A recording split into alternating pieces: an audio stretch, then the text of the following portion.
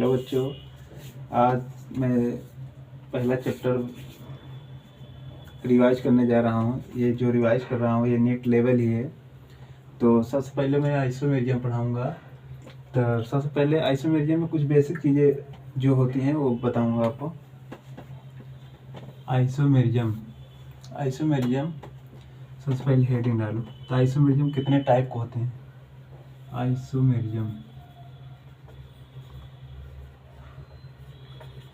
Isomerism जो होते हैं वो 2 टाइप्स होते हैं।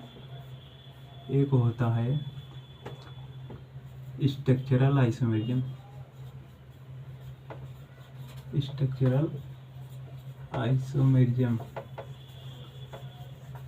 ठीक। और एक होता है स्टीरियो आइसोमेरिज्म।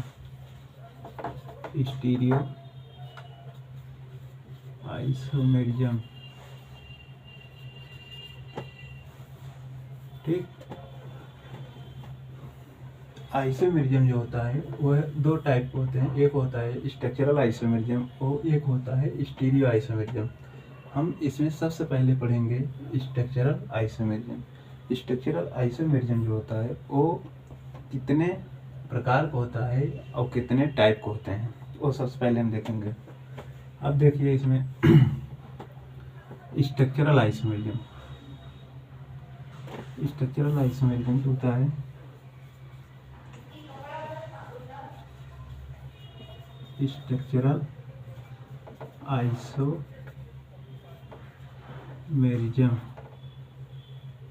स्ट्रक्चरल आइसोमेरिज्म का होता है, इसका कुछ डेफिनेशन है, उसका डेफिनेशन देखते हैं।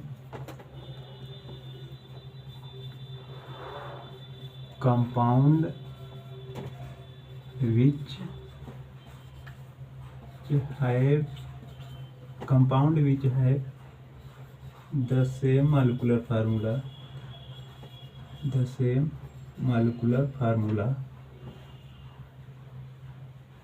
compound which have the same molecular formula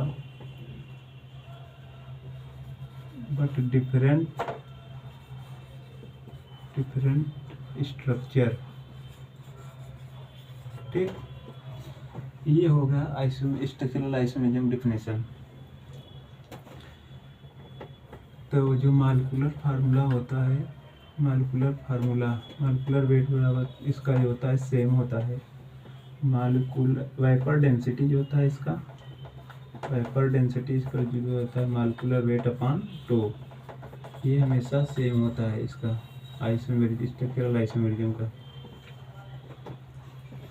तो अब हम पढ़ चुके हैं structural isomerism compound which have the same molecular formula but different structure. ठीक, इसका अब जो होता है ये टाइप्स ऑफ मतलब कि कितने प्रकार के होते हैं स्ट्रक्चरल आइसोमेरिज्म।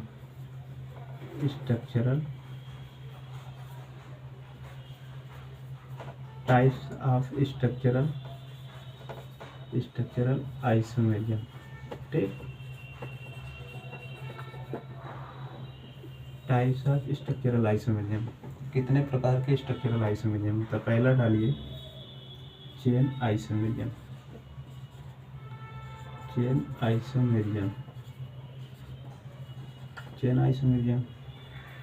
दूसरा का होता है पोजीशन आइसोमेरिज्म।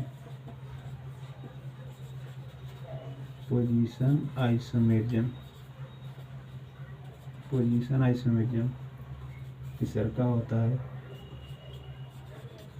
Functional isomerism. चौथा होता है chain isomerism, position isomerism, functional isomerism और टाटोमेरिज्म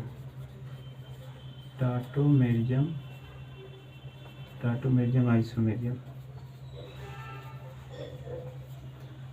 एक होता है रिंग आइसोमेरिज्म।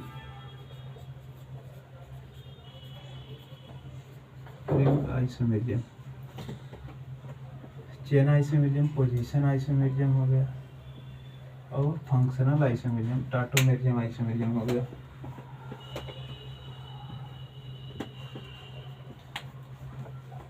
एक छठा होता है मेटामेरियम, आइसोमेरियम। ये टाइप्स ऑफ स्ट्रक्चरल आइसोमेरियम जो होता है, इतने टाइप होता है। एक होता है चेन आइसोमेरियम, पोजीशन आइसोमेरियम, फंक्शनल आइसोमेरियम, टाटोमेरियम रिंग आइसोमेरियम, और एक होता है मेटामेरियम आइसोमेरियम। इसमें हम सबसे पहले पढ़ते हैं चेन आइसोमेरियम। हेडिंग डालते हैं चेन आइसोमेरियम, ठीक। चेन आइसोमेरियम ठीक, इसका कुछ डिफिनीशन है, देखते हैं। Compound which have the same molecular formula but parent chain, but different parent chain, ठीक। ये हो गया चेन आइसोमेरियम का डिफिनीशन। चेन आइसोमेरियम का डिफिनीशन होता है compound which have the same molecular formula but different parent chain. उसका जो होता है मॉलिक्यूलर फार्मूला जो होता है वह सेम होता है, और उसका जो डिफिनीशन मतलब कि स्ट्रक्चर बनता है वह डिफरेंट बनता है। तो वही का देखते हैं। अब इसका हम चेन आइसोमेरियम का पहला एग्जांपल देखते हैं, C4H10, ठीक। इसका बनाते हैं 1 2 3 4, ये 4 कार्बन हो गया। अब एक से बनाते हैं फिर 1 2 3, ठीक। 1 2 3 1 2। अब देखिए इसका तो मॉलिक्यूलर फार्मूला क्या होता है, इसका तो सेम है, लेकिन देखो पेरेंट चेन डिफरेंट है। ये 4 कार्बन का हो गया, 3 कार्बन का। अब देखते हैं C5H12, 1 2 3 4 5, 1 2 3, ठीक। 1 2 3 4 5, इसका कार्बन गिनते 1 2 3 4। अब ये 5 कार्बन का हो गया, ये 4 कार्बन का हो गया। इसका मॉलिक्यूलर फार्मूला होता है सेम हो गया, और देखिए इसका डिफरेंट पेरेंट चेन बन रहा है।